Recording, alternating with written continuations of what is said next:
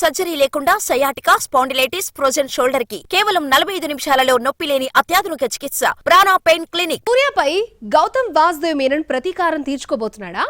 అప్పుడు కాదన్నందుకు రివెంజ్ ఇప్పుడు ప్లాన్ చేస్తున్నాడా? కోలీవుడ్ లో బిగ్ ఫైట్ జరగబోతోందా? తమిళ సర్కిల్స్ లో గట్టిగా వినిపిస్తున్న ఆ బజ్ ఏంటో ఒలుకేండి. Beautiful love stories, action movies తెరకెక్కించడంలో గౌతమ్ వాసుదేవ్ మీనన్ స్టైలే వేరు. కానీ ఈ మధ్య కాలంలో ఆయనలో ఫైర్ తగ్గింది. దర్శకుడిగా గత 2 సినిమాలు మిస్ ఫైర్ అయ్యాయి. నటనపై ఫోకస్ చేయడంతో మెగాఫోన్ పై పట్టుకోల్పోతున్నాడు. మునుపట్లా మెప్పించలేకపోతున్నాడు. అలాగే ఎప్పుడో కంప్లీట్ అయిన ధృవ నక్షత్రం ఇంకా ల్యాబ్ లోనే మగ్గుతోంది. అదిగో ఇదిగో రిలీజ్ అంటూ చెప్తున్నాడే కానీ ఫలానా డేట్ కు వస్తుందన్న క్లారిటీ ఇవ్వట్లేదు. ఇప్పుడు తమిళనాడులో ఓ న్యూస్ బలంగా సర్క్యులేట్ అవుతోంది.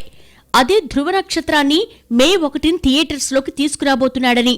అంటే సూర్యకు పోటీగా సినిమాను దింపుతున్నాడట. కార్తిక్ సుబ్బరాజ్ దర్శకత్వంలో వస్తున్న రెట్రో కూడా మే 1 రిలీజ్ అవుతోంది. అదే రోజున ధృవ నక్షత్రాన్ని తీసుకురావాలని, సూర్యపై రివెంజ్ తీర్చుకోవాలని అనుకుంటున్నాడట. ఎందుకంటే ఫస్ట్ ఈ ప్రాజెక్టుకు సూర్యనే ఫైనల్ చేశాడు గౌతమ్. సెట్స్ పైకి వెళుతుంది అనుకుంటున్న టైంలో సడన్లీ ఆ సినిమా నుండి స్టార్ హీరో తప్పుకోవడంతో హర్ట్ అయిన గౌతమ్ కొంత గ్యాప్ ఇచ్చి విక్రమ్ కు కథ చెప్పి ఓకే చేయించుకున్నాడు.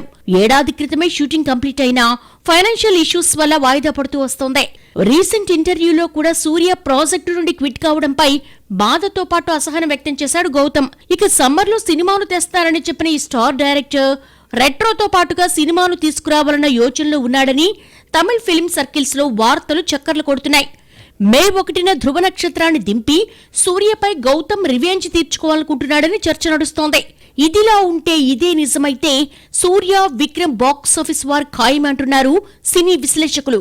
ఇకపోతే సోషల్ మీడియాలో మాత్రం సెటైర్లు పేలుతున్నాయి. మే 1 ఓకే, అదే రోజు సినిమా వస్తుందా రాదా అంటూ కౌంటర్లు ఇస్తున్నారు. మరి గౌతమ్ ఇవన్నీ చూస్తూ ధృవ నక్షత్రం రిలీజ్ విషయంలో క్లారిటీ ఇస్తాడేమో చూడాలి.